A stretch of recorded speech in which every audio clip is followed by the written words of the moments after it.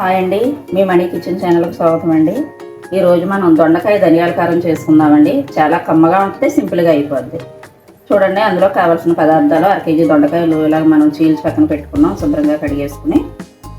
తర్వాత 3 స్పూన్లు ధనియాలు తీసుకున్నాం, ఒక 5 ఎండుమిరపకాయలు అండి, 10 ఎల్లుల్లిపాయ రేకులు, ఒక 2 పచ్చిమిరపకాయలు ఎలా చీల్చుకోండి, ఒక కరివేపాకు రెబ్బ. ఈ వేపించేసి తయారీ విధానం మీకు చూపిస్తానండి. మళ్ళాను చూడండి, పొయ్యి మీద మూకుడు పెట్టుకుని మనం పొయ్యి వెలిగించుకున్నాం. ఇవన్నీ వేపించుకుందాం. ఇప్పుడు చూడండి, ఒక డ్రాప్ నూనె పోసుకుందాం, అందులో ధనియాలు వేయించేసుకుందాం.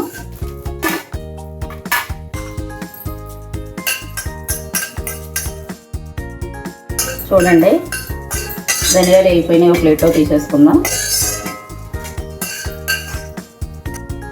అందులోనే ఎండుమిరపకాయలు వేయించేసుకోండి అదే మూకుడులో. కొంచెం వేగిన తర్వాత కరివేపాకు కూడా ఇలా వేసి వేయించేసుకోండి. చూడండి, కరివేపాకు ఎండుమిరపకాయలు కూడా వేగిపోయినాయి. ఇప్పుడు ఈ ప్లేట్లోకి తీసేసుకుందాం. ఇందులోనే కొంచెం మళ్ళీ నూనె పోసుకుందామండి.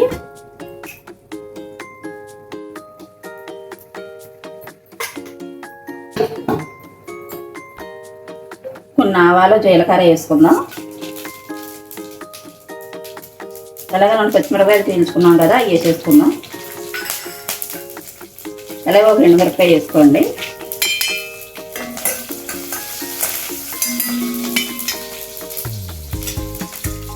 ఇలా కొంచెం కరివేపాకు వేసుకోండి.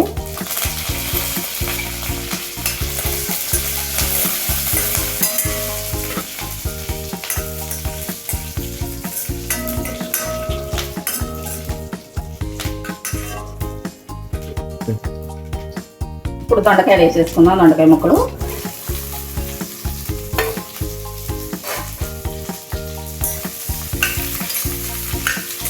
వేసుకుని ఇలా కలుపుకోండి. చూడండి, దొండకాయ ముక్కలు ఈ ఏగిలోగా మనం ఈ మిక్సీ పట్టేసుకుందాం. కొంచెం సరిపడగా కళ్ళుప్పు వేసుకున్నామండి. ఎల్లుల్లిపాయలు మొత్తం అన్నీ కలిపి ఇందులో వేసి మిక్సీ పట్టేసుకుందాం, మిక్సీ జార్లో వేసి. తర్వాత మీరు సిమ్లో పెట్టొద్దండి, ఇలా కొంచెం అటు ఇటుగా కన్నా పెట్టి మూత వేయొద్దు. ఇలా తిప్పుతూ ఉండండి, మూత వేయొద్దు. ఇలా మధ్య మధ్యలో కలుపుతూ ఉండండి, మాడిపోతాయి.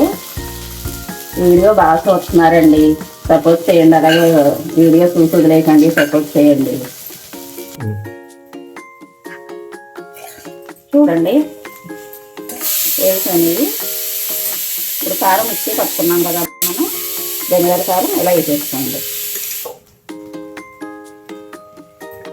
లాస్ట్లో వేగిన తర్వాత ఇప్పుడు ఇలా వేపించేసుకోండి. ఒకసారి ఇలా కలిపేయండి.